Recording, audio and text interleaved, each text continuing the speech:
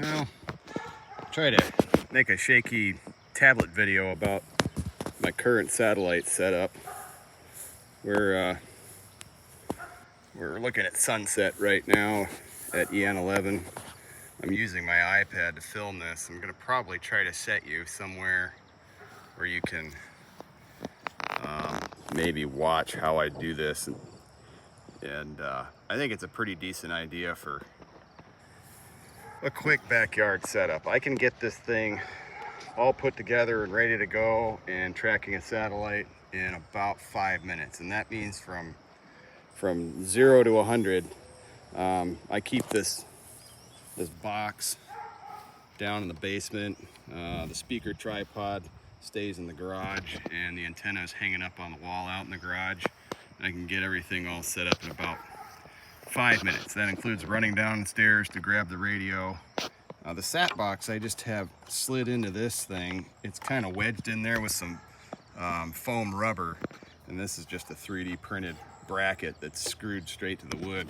I'm probably going to move this over here and mount a set of those high mound, I forget the part number, paddles, so I can start trying to do some CW on the birds.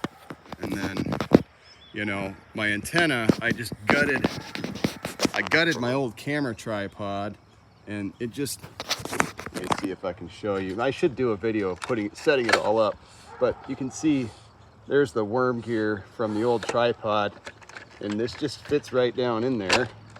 And I can turn the whole thing as I'm tracking a satellite. Kind of like, I got the idea from,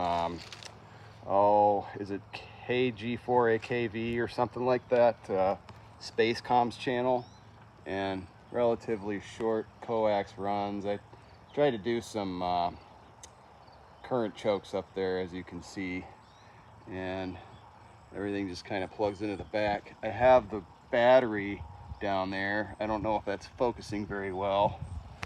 And then I've got a little battery monitor on there to kind of help me keep track of how much current I'm drawing and how many watt hours I've used. Mainly the only thing I watch is the voltage, and once that gets down to about, I don't know, 12.7, 12.8, I just unhook my power poles and plug it into the charger. And I'm just using these are the headsets I'm using. If you can get a model number off there. They've been working really well, and they turn out to be quite good sounding, in my opinion, the microphone and the receive audio. And this set I got on eBay. Even comes with a little push to talk switch. Prior to that, I'd been running Vox, and that's problematic because I have my mic gain turned up so high that I can hear myself inhaling, and inhaling was enough to cause the Vox to trigger. So I kind of sound like you know, the NPR classical music station. You hear the spit bubbles popping in my mouth. I got to do something about that, but the overall audio quality is pretty good. And then this is just, if you go to Lowe's right now, you can get edge glued pine boards where they take all these, you can kind of see the lines in between there. Maybe if I get the sun behind me, you can see it better. But it's just you know, they edge glue some common boards together and then plane it all flat, and that's about $20 worth of wood. And I didn't really have a clear idea in my head of how this was going to look when I started on it. So I kind of wish I would have inset these like cut out slots right here, and then had these all on the same plane, if that makes any sense. But then I took a torch to it and just kind of burned it, and then sanded it, and then slobbed some old shellac onto it.